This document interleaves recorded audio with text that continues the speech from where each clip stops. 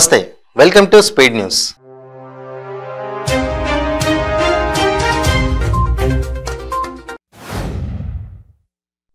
సిద్దిపేట జిల్లా మిరుదొడ్డి మండలం చెప్యాల గ్రామంలో ఎంపీ కొత్త ప్రభాకర్ రెడ్డిని సర్పంచ్ బీజేపీ కార్యకర్తలు అడ్డుకున్నారు। ఎమ్మెల్యే డెవలప్మెంట్ ఫండ్ పనులు ఎమ్మెల్యే లేకుండా ఎలా చేస్తారంటూ నిలదీశారు। మంత్రి మల్లారెడ్డి ఇంటిపై ఐటీ రైట్స్ పై ఎమ్మెల్యే రఘునందన్ రావు స్పందించారు। ఈ మధ్య ఎవరికి ఐటీ నోటీసులు ఇచ్చినా అస్వస్థత పేరుతో హాస్పిటల్కి వెళ్తున్నారని, బాధ్యత గల మంత్రి స్థానంలో ఉన్నటువంటి మల్లారెడ్డి దాడులను రాజకీయ కోణంలో చూస్తున్నారన్నారు।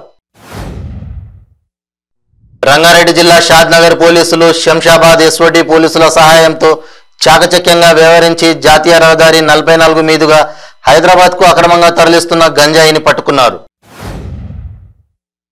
పెద్దపులి దాడి నుండి యువకుడు త్రుటిలో తప్పించుకున్న సంఘటన బెజ్జూరు మండలంలో చోటు చేసుకుంది।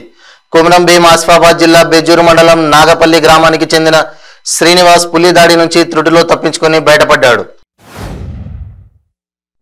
సిరిసిల్ల సెస్ ఎన్నికల్లో అభ్యర్థుల ఎంపిక ప్రచారం వంటి అంశాలపై ఎన్నికల సన్నాహక కమిటీ ఏర్పాటు చేశామని, సెస్ ఎన్నికల్లో రైతులు వినియోగదారులు టీఆర్ఎస్ ప్రభుత్వానికి బుద్ధి చెప్పాలని టీపీసీసీ మాజీ వర్కింగ్ ప్రెసిడెంట్ మాజీ ఎంపీ పొన్నం ప్రభాకర్ అన్నారు।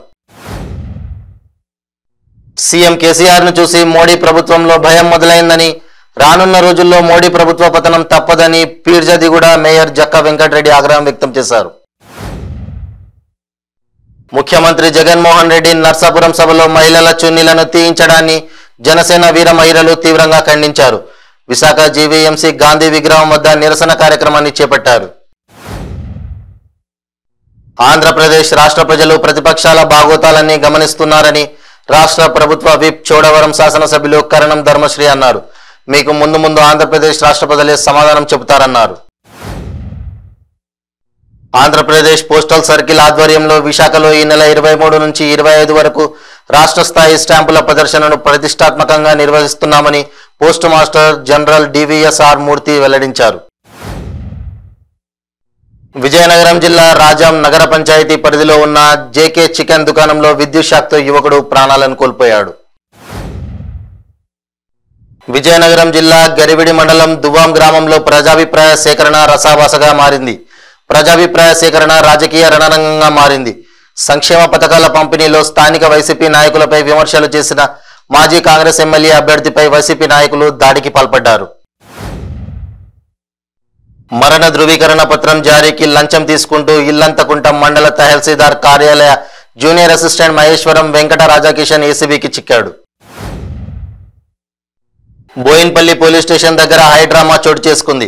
మంత్రి మల్లారెడ్డి ఐటీ అధికారులు పరస్పరం ఫిర్యాదులు చేసుకున్నారు।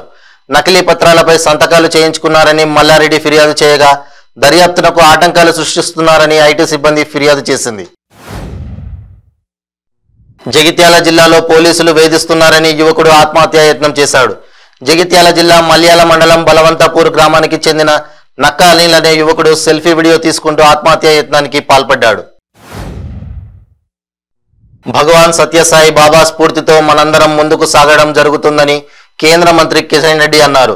పుట్టపర్తిలోని ప్రశాంతి నిలయంలో జరిగిన 97వ సత్యసాయి బాబా జన్మదిన వేడుకలో కేంద్ర మంత్రి కిషన్ రెడ్డి ముఖ్య అతిథిగా హాజరై ప్రసంగించారు। టిట్కో గృహాల అప్పగింతలో రాష్ట్ర ప్రభుత్వం తీవ్ర నిర్లక్ష్యం వహిస్తోందని, అధికారం చేపట్టి 3.5 ఏళ్లు గడిచిన మౌలిక సదుపాయాలు కల్పించలేకపోయిందని సిపిఐ రాష్ట్ర కార్యదర్శి కె రామకృష్ణ విమర్శించారు। ఆంధ్రప్రదేశ్ రాష్ట్రంలో 2000 నోట్లు ఎక్కడా కనిపించడం లేదని, పెద్ద నోట్లన్నీ వైసీపీ నేతల వద్దే ఉన్నాయని బీజేపీ రాష్ట్ర ఉపాధ్యక్షుడు విష్ణుకుమార్ రాజు ఆరోపించారు। 2000 నోట్లపై ఆర్బీఐ విచారణ జరిపించాలని డిమాండ్ చేశారు। ఏలూరు జిల్లా ఆకివీడు పట్టణంలో అభివృద్ధి జాడే లేదని, నగర పంచాయతీ పాలకవర్గం అధికారం చేపట్టి ఏడాది పూర్తయినా చేసింది శూన్యమని టీడీపీ జనసేన కౌన్సిలర్లు ధ్వజమెత్తారు। కాకినాడ జగన్నాథపురం ఏటి మొగ అపార్ట్మెంట్ల దగ్గర అర్ధరాత్రి సమయంలో 2 బోట్లు అగ్నికి దగ్ధమయ్యాయి। న్యూ పోర్ట్ కాల్వ వద్ద మధ్యలో 2 బోట్లలో మంటలు చెలరేగడంతో మంటలను ఆర్పేందుకు అగ్నిమాపక సిబ్బంది తీవ్రంగా శ్రమించారు।